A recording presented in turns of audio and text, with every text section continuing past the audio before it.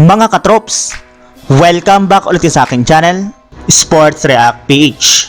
At ngayon nga ay pag-uusapan natin ang balitang nagkakaproblema na naman nga po ang Dallas Mavericks kay Klay Thompson.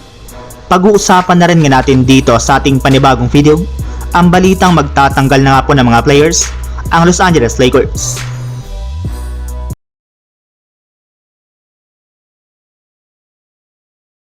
Simula nga po mga katrop sa pagiging ika-12 ng Dallas Mavericks sa standing sa umpisa ng regular season, ay umangat na nga po ang kanilang kupunan ngayon sa ika-top 3 sa Western Conference matapos nga po silang manalo ng 9 na beses sa kanilang huling 10 laro. Kasama na dyan ang kanilang hawak ngayon na 5-game winning streak. Kaya isa na nga po sila sa mga maituturing ngayon bilang isa sa mga pinakamainit na team ngayong season. Ilang malalakas na contender na rin naman nga po ang kanilang tinalo sa kanilang mga nakalipas na laban, kagaya na lamang ng OKC Thunder, New York Knicks, Memphis Grizzlies, at maging ang Denver Nuggets.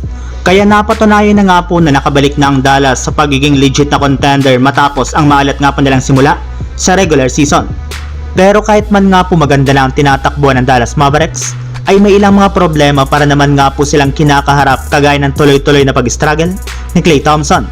In fact, nakapagtala lamang nga po ito last game ng 4 points sa kanyang 1 out of 5 shooting sa field goal sa loob ng 20 minutes niya na paglalaro. At ang malala pa dyan mga katrops, wala na nga pong tiwala sa kanya si Coach Jason Kidd lalo na sa mga crucial minutes ng kanilang laban kung saan parati na nga po niya itong binabangko sa mga ganitong sitwasyon. Samantala, punta naman tayo sa ating sunod na pag-uusapan sa balitang magtatanggal na nga po ng mga players ang Los Angeles Lakers.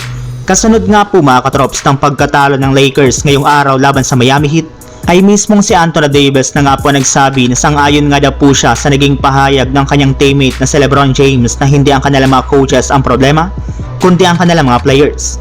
Inamin nga po nito na marami rin naman nga po silang mga ginagawang game plan at estratehiya sa kanilang mga laro. Sadyang bigo nga po sila na ma-execute ito ng maayos na siyang rason dito ng kanilang mga pagkatalo. Kaya kailangan nga po niya at ang kanyang mga teammate na mag-step up sa kanilang mga susunod na game dahil kung hindi ay isang malaking pagbabago na nga po ang kailangan nilang gawin sa lalong madaling panahon.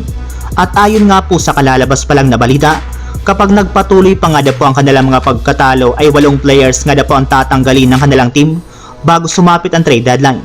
Lahat nga po ng mga players ng Lakers ay walang ligtas sa trade o buyout sa kalagitnaan ng regular season, maliban na lamang kina LeBron James, Bronny James, Anthony Davis, Dalton Knecht at si Austin Reeves na siyang magliligtas lamang sa kanilang buong kupunan.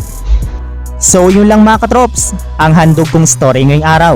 Sana nag-enjoy kayo, please like and subscribe my YouTube channel, Sports React PH, para sa iba pang story at update patungkol sa NBA.